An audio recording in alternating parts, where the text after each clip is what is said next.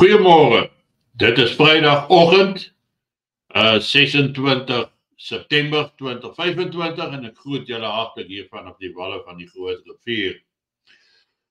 Morgen aand die 27ste Oktober, Oktober 27 September, dit is nou Saterdag, morgen, dan hou ons jaarlikse formele ete.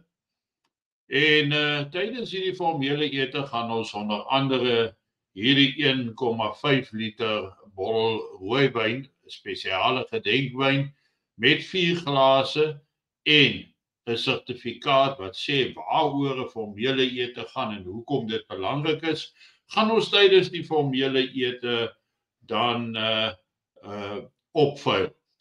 As jy sou belangstel om ook te bier van buitenaf, kontak die kantoor en gee jou nommer en selfoonnaam sodat jy op 'n WhatsApp groepie geplaas kan word om saam te bier, sou jy graag hierdie bottel rooiwyn jou eiendom wil maak. Hy's mooi gegrafeer en daar is sulke goue insetsels, dieselfde op die glase, dit lyk eintlik baie mooi en ek dink dit is 'n fantastiese versamelstuk vir enige iemand wat graag so sou wou voel. Dan wil ek ook aandag gee aan 'n vraag wat gevra is gisteroggend, waar Willie van Niekerk dan nou vra, wanneer die volgende wêreldoorlog uitbreek, wat gaan ons standpunt wees en wat gaan ons doen? Waar staan ons regering ten opsigte van voorbereiding? Gaan ons regering ons beskerm of gaan hulle ons verplig om aan die oorlog deel te neem wat absoluut niks met ons te doen het nie? Gaan die regering ons verplig om deel te neem? Wat is die standpunt rondom sodanige scenario? Gaan ons verplig word of sal ons kan weier? Willie, ja, op hierdie stadium is daar niks wat ons verplig om enigstens deel te neem nie. Daar is nie 'n oproep of 'n dienspligstelsel meer in plek nie.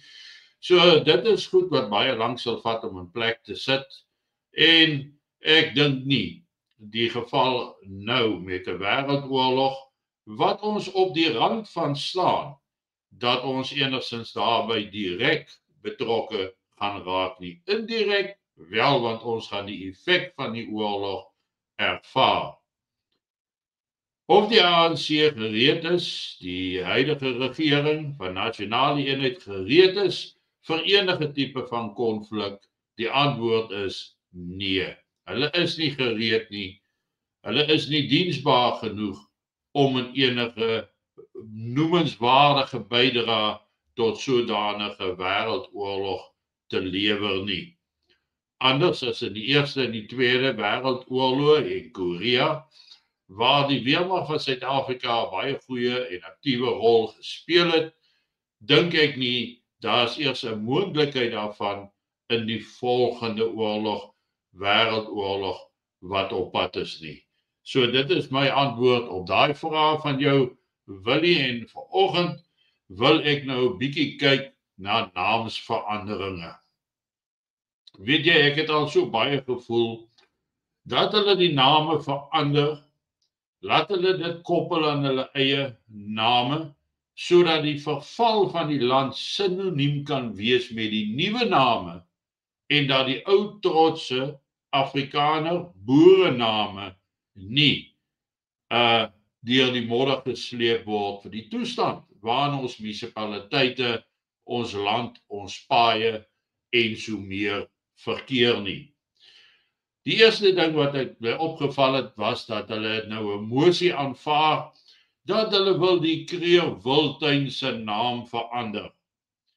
Internasionale bekende wildtuin wat oor die grense heen strook. Ek dink daar's meer as een provinsie by betrokke. Daar is ook meer as een land daarbey betrokke, want dit is 'n transgrens nasionale park. En hoe hulle dit wil doen, weet ek nie, maar hulle wil dit verander na die Skakuza Nasionale Park. Dit was die eerste een en die volgende punt wat my opgeval het, was dat dieselfde groepering wil ook nou die lughawe in Nelspruit se naam verander na D.D. Mabuza. D.D. Mabuza. En huidiglik staan hy bekend as die Kruger Mpumalanga internasionale lughawe. So dit is nou hoog op die agenda om hierdie name te verander. Maar weer eens, aan die stigting van die park het die ANC geen deelname gehad nie, aan die ontwikkeling van daardie park ook geen deelname nie, aan die bou van die lughawe geen deelname nie, maar hulle wil hulle self vir ewig deur name te koppel aan die goed wat gebou en gestig was deur die mense wat hulle nou haat. As ons vat in hulle motiverings, dan praat hulle van Paul Kruger, wat verantwoordelik was vir massamoord, vir Paul Kruger, wat verantwoordelik was vir apartheid. Hulle wil ook die Johan van Riebeeck Stadium in Witbank se naam verander. Want hierdie Johan van Riebeeck, hierdie Jan van Riebeeck, afstammeling, kan tog nie vereer word deur 'n stadion te hê nie. As ek my reg herinner daaraan, is die stadion in Witbank redelik vervalle al op hierdie tydstip. So noem hom na enigiets, noem hom na iemand net wat julle wil, sodat dit as 'n monument kan staan vir julle onbeholpenheid, vir julle mislukkings, julle onbevoegdheid en die hele verval van die afgelope 31 jaar, dat dit hard en duidelik na vore kan kom dat 'n onbeholpe groepering kan net vat, maar hulle kan nie bou nie. Hulle kan nie ontwikkel nie, maar hulle wil net vat. So die kwessie van name vat weerspieël eintlik hulle hele gedrag. Dit is verpligte BEE, so hulle vat. Dit is dit is daai, hulle vat. Hulle wil hê, hulle wil grond onteien.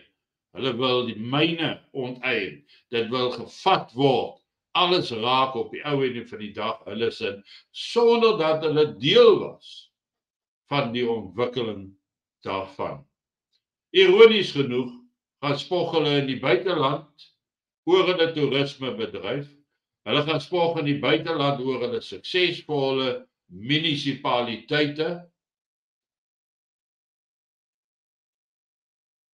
Ek het gehoor dat meeste munisipaliteite in Suid-Afrika is mislukte munisipaliteite.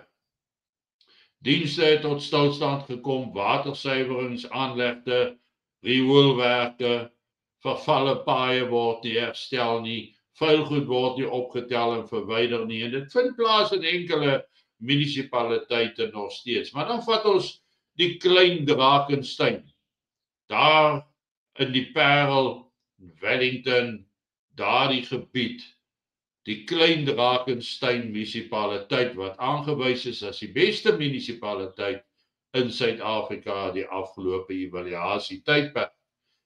En hoekom?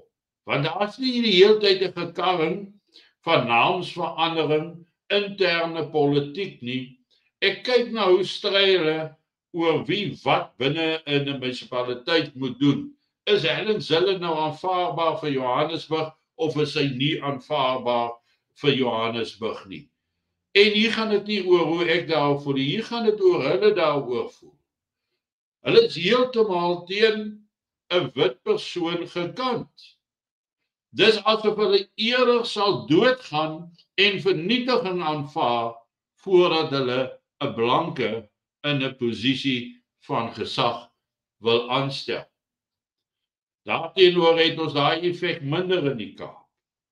Ek ken toevallig die stadsbestuurder van Klein Drakensberg, voormalige weermagvriend van my. Kyk hoe uitstekend kwyt hulle self van hulle taak. Daar, dat hulle die eerste plek in die land beklee.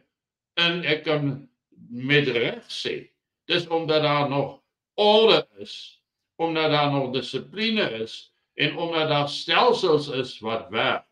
Maar wat die res van die land aanbetref, is dit chaos. Dis asof hulle net wil vat en wil hê.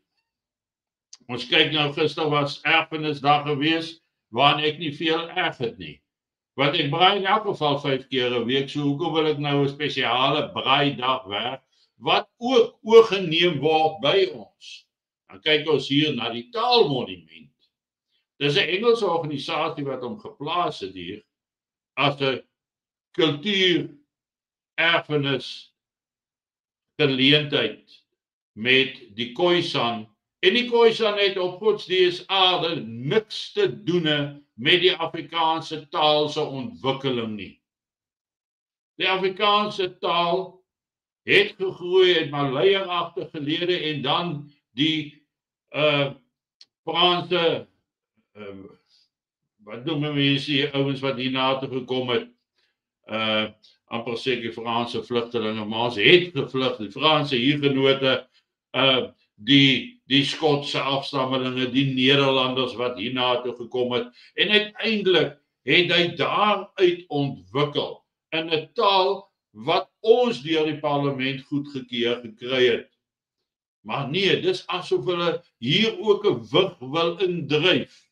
Dis asof hulle hier ook hulle claim wil afsteek, asof hulle daai monument opgerig het, en nie ons nie. Nie die Afrikaner wat die taal eerste geproklameer het en dit gepraat het nie. Dis asof alles net wil vat. Die Kruger Wildtuin nou Skukuza Nasionale Park. Die D.D. Mabuza, David Mabuza internasionale lughawe. Die 'n nuwe stadium naam in Witbank, een wat klaar verval is, gaan nou waarskynlik Joseph Katemba of so iets genoem word. Die feit van die saak is julle beter in die lewe daaraan toe deur alles wat ons inste wil oorvat en julle sin te maak, of sou dit veel eerder verrykend gewees het as julle dit self tot stand gebring het? En dit is 'n groot probleem, dink ek, vir ons mense in Suid-Afrika. Dis asof ons taal van ons gesteel word, ons kultuur word gesteel. Gaan kyk maar na die braaidag foto's. Hoeveel van ons mense se foto's verskyn waar staan en braai? Ek dink dis iets wat eintlik ons doen. Ander mense doen dit nie so baie in Suid-Afrika nie. Maar hulle is daar, want hulle wil daai stukkie kultuur ook gaps in die proses. Net soos hulle alles anders wat suksesvol is, wil gaps. Net so graag wil hulle die Kaap beheer, sodat hulle dit wat daar nog oor is en staande bly, ook kan gaps en wegvat en hulle eie name aan hulle vernietigende beleide koppel. Hulle planne werk nie meer nie. Maar as Pinocchio daar in die Verenigde Nasies gaan staan en hy praat, dan sien ek hoe ons media net positiewe berigte daaroor het, net goeie goed daaroor te sê het, en nie 'n enkele goeie woord oor die veranderinge wat Trump in Suid-Afrika veroorsaak het nie. En of in die res van die wêreld nie. Ek word so by the way aangeval, eers was ek 'n Putin-kaner, nou seker 'n Trumper, en so vlieg die beskuldigings oor en weer. Ek gee bloot weer wat gebeur, en in die twee uithoeke gee ek weer, sodat almal kan verstaan waaroor dit gaan, en wat op die ou einde van die dag belangrik is. Geniet vanoggend jou kondensmelk koffie, en maak jouself maar gereed. Hier is groot perde op pad na Suid-Afrika. Groot moeilikheid gaan hier in Suid-Afrika uitbreek, terwyl 99,9% van die mense blykbaar nog glo dat die land gaan wonderbaarlik oornag herstel. Met die swaai van 'n towerstafie is alles weer normaal. Dit gaan nie wees nie. Nooit ooit weer nie. Geniet julle naweek en ja, ons gesels dan volgende week maandagooggend weer met julle. So geniet 'n baie aangename naweek.